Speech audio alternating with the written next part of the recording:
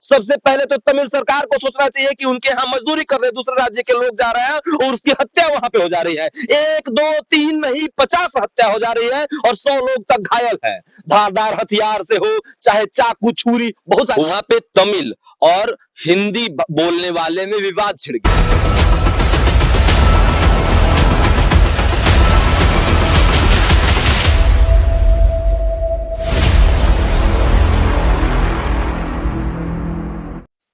तमिलनाडु में स्थिति भयावह बनी हुई है।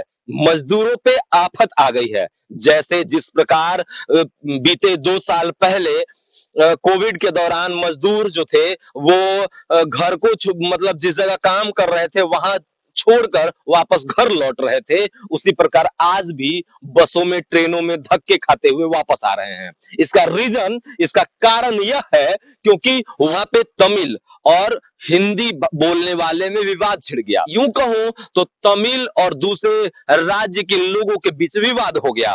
विवाद छोटा था कि यहाँ के लोग जाकर के सस्ते में आपके यहाँ काम कर दे रहे थे, परंतु तमिल के ठेकेदार जो थे वो तमिल के मजदूरों को महंगा रेट देते थे और तमिल के मजदूर महंगा रेट में काम करते थे और यहाँ के बिहार झारखंड के जो मजदूर जाते थे ना वो सस्ता में काम कर देते थे।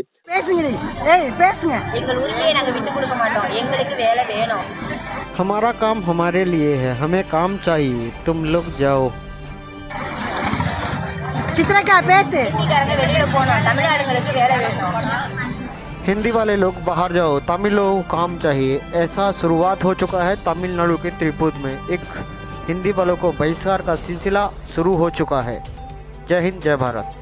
कारण यही था, विवाद छोटा सा था जो बैठ के निपटारा किया जा सकता था, परंतु विवाद ऐसी भयावह हो गई कि वहां आपस में लड़ करके मजदूर हत्या करना शुरू कर दिए। जो बाहरी मजदूर थे, जो रेंट पे रूम लेकर के वहां रह रहे थे, मजदूरी करके अपने जीवन यापन कर रहे थे, उनकी हत्या हो गई। आखिर क्यों? इसका कारण क्या है? सबसे पहले तो तमिल सरकार को सोचना चाहिए कि उनके यहाँ मजदूरी कर रहे दूसरे राज्य के लोग जा रहे हैं और उसकी हत्या वहां पे हो जा रही है।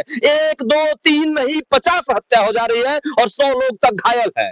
धारदार हथियार से हो चाहे चाकू छुरी, बहुत सारे ऐसे वीडियो है जो आपको डिस्प्ले नहीं कर सकते हैं, परंतु जब आता है फोन पे ना और फोन करके बोलता है भैया फंसे हुए हैं, अब क्या करें। हमारे यहाँ के जो राज्य के जो मुखिया बैठे हुए हैं ना, हेमंत दादा, हम हेमंत दादा कह के संबोधित इसलिए कर रहे हैं क्योंकि उनको इस तरह की उपाधि दी गई है कि वो सबके रक्षक हो सकते हैं साबित, जैसे वो कोविड में साबित हुए और दूसरी बार अभी उनको मौका है। नौकरी का तो बात ही नहीं करेंगे दादा, क्योंकि आप ऐसा झारखंड को कर चुके हैं ना जो मतलब देख के रूह कांप जाता है। जब मजदूर दूसरे जगह पलायन कर रहे हैं, आपके यहाँ दूसरे जगह जाकर के नौकरी कर रहे हैं, आप खुद यहाँ नौकरी उत्पन्न कर सकते हैं क्योंकि झारखंड के मुखिया आप हैं, परंतु ऐसा कहीं आपसे हो नहीं पा रहा है। सिर्फ पेपर आर्टिकल में बड़े बड़े अक्षरों में लिखा हुआ मिलेगा कि झारखंड सरकार ने नियुक्ति निकाल करके और खत्म कर दी नियुक्ति, उस पे हाई कोर्ट का, सुप्रीम कोर्ट का अड़ंगा लगा हुआ है। परंतु अब नहीं बर्दाश्त करेंगे साहब, अब तो बोलेंगे हम आपके विरुद्ध। आप चाहे नेहा राठौर के जैसा नोटिस कहने भिजवा दें हमारे घर। सबसे बड़ी बात यह है, दूसरी बात है कि अभी सबसे बड़ा ज्वलंत मुद्दा है कि आप जाकर के कम से कम बात करें तमिलनाडु सरकार से, वहां तो आपके यहाँ के जो मजदूर हैं फंसे हुए वापस बुलाएं, क्योंकि जब फोन करके अपने जिले के दूसरे जिले के लोग कहते हैं कि फंसे हुए भैया 2 दिन से बाहर नहीं निकल पा रहे हैं, क्यों? क्योंकि बाहर निकलने के बाद बात किया जाता है तमिल में, अगर बात नहीं करते तो धारदार हथियार से आप पे वार किया जाएगा और खास करके आप अगर सिंगल है ना, अकेले है ना, तो पकड़ के काट दिया जाता है। क्या करेगा वो मजदूर जो अपने परिवार के भरण पोषण करने के लिए 200 300 नहीं 700 800 किलोमीटर जाकर के बाहर मजदूरी करता है। मजदूरी वहां के पौष इलाके में बसे हुए कुछ लोगों से मैंने बात किया, उन लोगों का है कि यहाँ ऐसी कोई दिक्कत नहीं है, हम आराम से रह रहे हैं, हमको दिक्कत नहीं हो रही है। पर दिक्कत तो मजदूर की हो रही है, आम लोगों को हो रही है जो दूसरे जगह जाकर मजदूरी कर रहे हैं। जब पाटन प्रखंड के रहने वाले, पलामू जिले के पाटन प्रखंड के रहने वाले एक उताकी पंचायत के रहने वाला एक लड़का वीडियो भेजता है और फोन पे बोल करके रोता है कि भैया देखिए ना क्या करें, अब फंस गए हैं हम, यहाँ बाहर निकलने पर लोगों को काट दिया जा रहा है, मार दिया जा रहा है और हत्या कर दिया जा रहा है। तो रूह मेरी कांप गई कि आखिर ऐसा क्यों हो रहा है। जानकारी लिया तो पता चला कि ऐसी ऐसी स्थिति आन पड़ी है।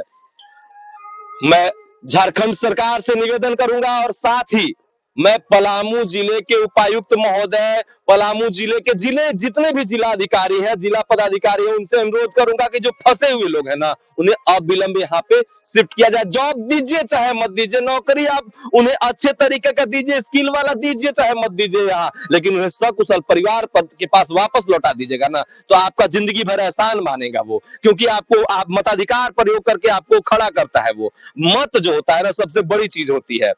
जैसे कोविड में आप वापस ले लाए, वैसे फिर से आप उन्हें वापस ले लाइए झारखंड, क्योंकि उनका जीवन सबसे प्रिय होता है उनके परिवार के लिए। आप सोचते हैं कि आप अविलंब फंसे हुए जितने भी लोग हैं उसका संज्ञान लीजिए और उन्हें वापस बुलाइए। धन्यवाद।